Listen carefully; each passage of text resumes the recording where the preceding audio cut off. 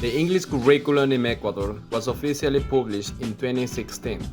This publication was part of a series of educational reforms that the Ecuadorian Ministry of Education implemented to improve the quality and relevance of education in the country. The English curriculum in Ecuador was developed as part of a broader educational reform, which aims to improve the quality of education and prepare students for the challenges of the 21st century. This documentary aims to explore and analyze the educational environment and curricular needs in the English language teaching in Ecuador. Through interviews with various teachers, we seek to reveal the reality between the points that are stipulated in the official curriculum and the practical situations in the classroom. We dive into crucial issues such as the lack of the technology resources, the performance of the students, and the level of English upon entering to the university, as well as the apparent lack of the interest in the English language learning, which will allow us to better understand the challenges and the opportunities in the English language teaching in our country. In this opportunity, we are going to analyze some of the general objectives of the English as a foreign language area by the end of the Bachillerato General Unificado, which aims to shape young people who are well prepared for life in the 21st century and are ready to participate in a globalized democratic society through ongoing learning, work, and entrepreneurial activities. But how does this ambitious goal compare to the reality faced by high school students in Ecuador? Implement a variety of learning strategies, thereby increase willingness and ability to independently access increased opportunities for practice and learning. The Ecuadorian curriculum aims for high school students to develop the ability to implement various learning strategies and independently access learning opportunities. However, in the 2022 English Proficiency Index, Ecuador ranking H1 out of 100 countries, with a level of English considered very low and a score equivalent to level A1 of the Common European Framework of Reference for the language.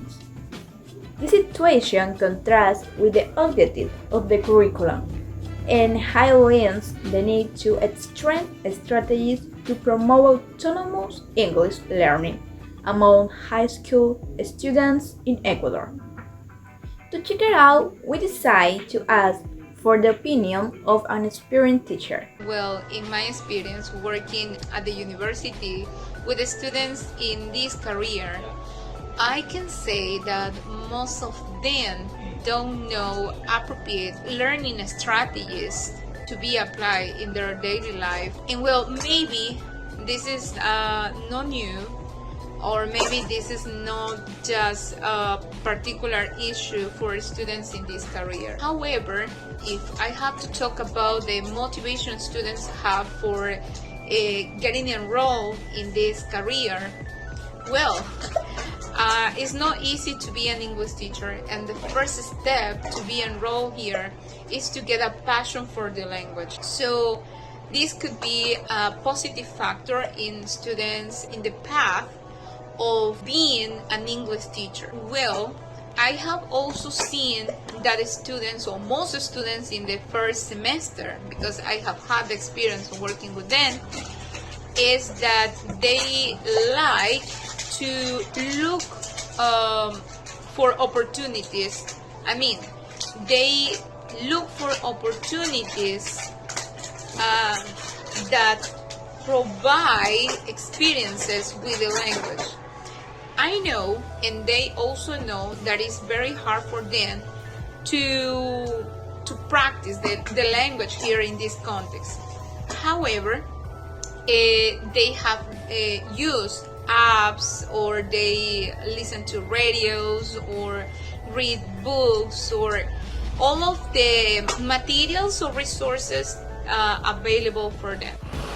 So directly assess to make points and important details of up-to-date English language. Tests such as those published on the web for professional or general research by efficient using ECT and reference tools when it is necessary. This objective not only seeks to improve the understanding and use of language, but also encourage greater autonomy in learning.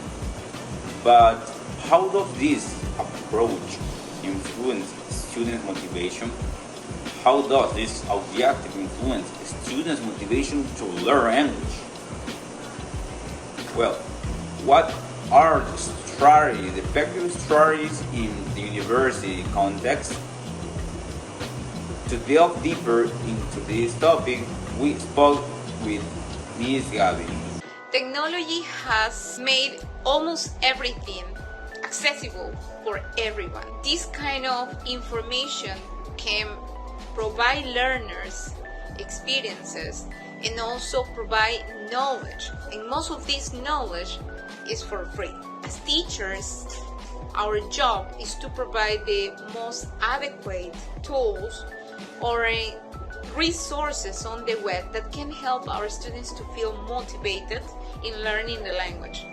And obviously, we can try to provide authentic material. This kind of authentic materials can allow students to experience English like in a real life context. We have to understand how hard and challenging it is for EFL students getting the opportunities for practicing the language. Nowadays, this is possible with technology. Nowadays, we can use chatbots. It is like talking with a person, like a real person, and can provide effective feedback. So we can do it. It's not impossible, and students can feel highly motivated if they use technology in an adequate way.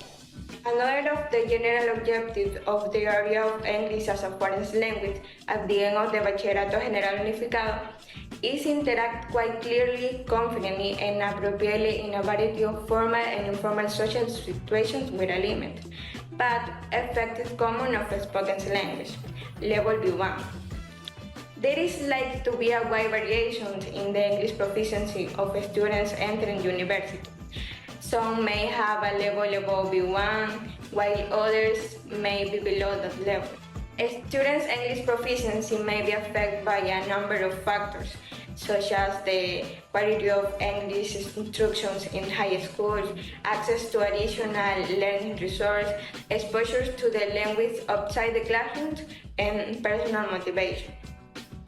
Let's look at the perspectives of a university professor.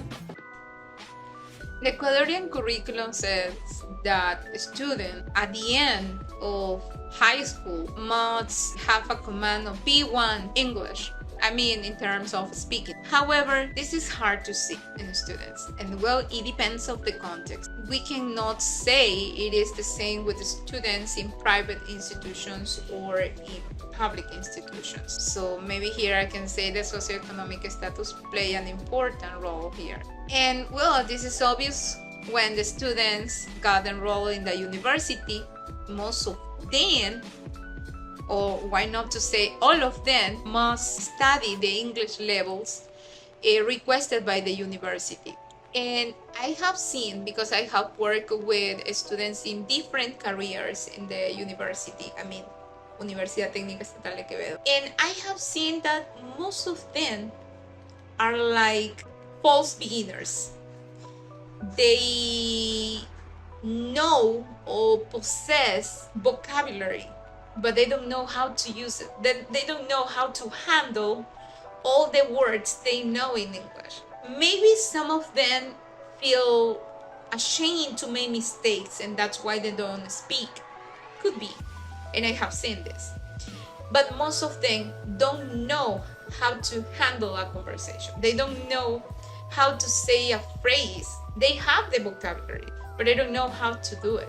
If I try to compare speaking with reading, I can say that most of the students perform better in reading. but in speaking is very poor. That's our reality. So, in conclusion, B1, I don't think so. So maybe A1 to A2, most of them. And again, it depends of the context. It depends of the high school they have been studying before getting enrolled at the university. As we can hear, there are many factors that influence in the learning of the English language, such as the type of institutions where they have studied. But most students don't finish with the level of English as required by the common European framework of the reference for language. In conclusion, this documentary has aimed to shed light on the current state of the English language teaching in Ecuador, juxtaposing the ambitious goals of the 2016 curriculum reforms with the practical realities faced by educators and students.